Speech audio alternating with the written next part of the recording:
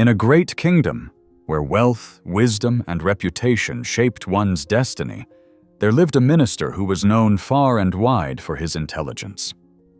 His advice was so sharp and dependable that the king himself never made a major decision without consulting him first.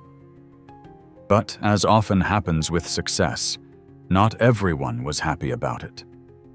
Many in the royal court were jealous of the minister's favor with the king. They waited, watched, for the smallest mistake to tarnish his reputation.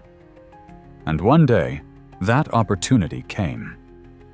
During a meeting with his advisors, the king turned to the minister and said with a chuckle, "You are indeed a clever man, but your son, he seems to lack even the simplest sense." The minister was taken aback. "Your Majesty," he asked respectfully, "why would you say such a thing about my son?" The king leaned back, amused.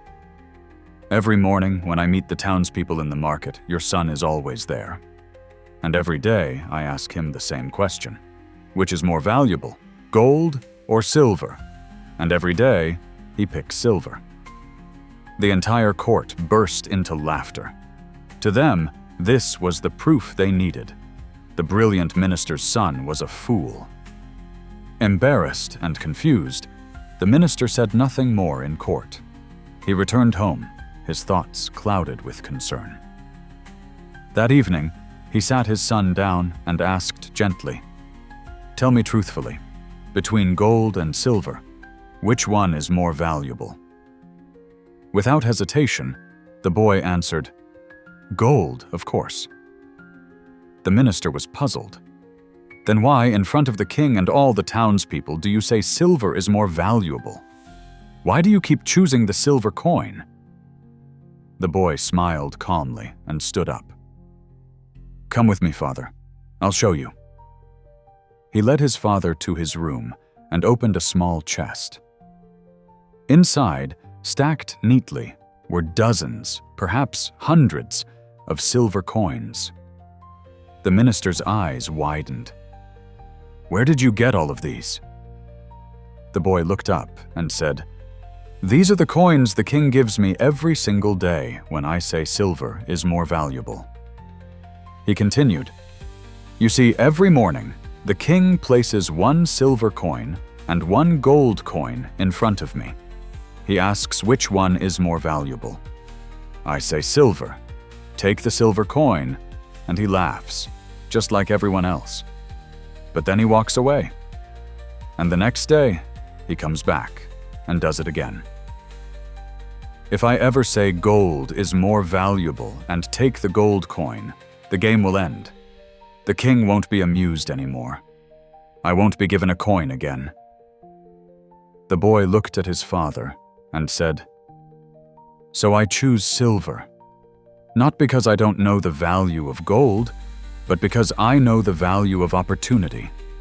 One gold coin will end the game, but silver coins, day after day, will build something greater." The minister was speechless. In that moment, he realized something profound. His son wasn't foolish. He was wise beyond his years, wise in a way that many adults could never understand. From that day on, whenever someone mocked his son or called him simple-minded, the minister would just smile. Because now he knew. True intelligence isn't always loud. Sometimes it's quiet. Sometimes it's misunderstood. But it always finds its reward. Some people talk loudly about small things. Others do great things without saying a word. And often the world mocks what it doesn't understand. If you know what you're doing is right, keep going. You don't need to explain yourself to everyone. In the end, wisdom isn't about impressing others. It's about understanding what truly matters and knowing when to wait for your moment. If this moved you even a little, like the video, share it with someone, comment below, and subscribe for more.